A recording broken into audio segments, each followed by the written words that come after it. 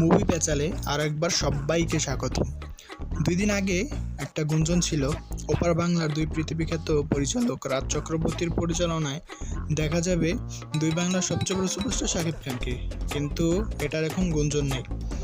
এখন প্রায় কনফার্ম যে রাজ চক্রবর্তীর পরিচালনায় শাকিব খানকে দেখা যাবে এবং সিনেমাটি আনুমানিক 2025-এর ঈদ উল ফিতরে রিলিজ হবে।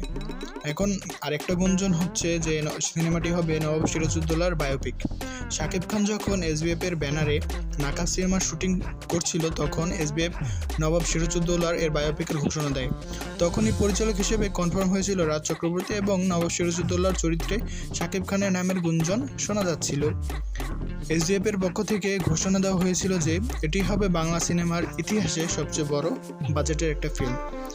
ইতিহাস এবং কাল্পনিক দুটো কম্বো একত্রে ফুটিয়ে তুলতে অত্যাধুনিক সব সিকোয়েন্স রাখতে অত্যাধুনিক টেকনোলজি এবং বিগ অ্যারেঞ্জমেন্ট থাকবে এই সিনেমাটিতে। তো বন্ধুরা, সিনেমাটি নিয়ে আমি অনেক এক্সাইটেড। সিনেমাটি পরবর্তীতে আসবে কিনা এটাও এখনও ঠিক সঠিকভাবে বলা যাচ্ছে না।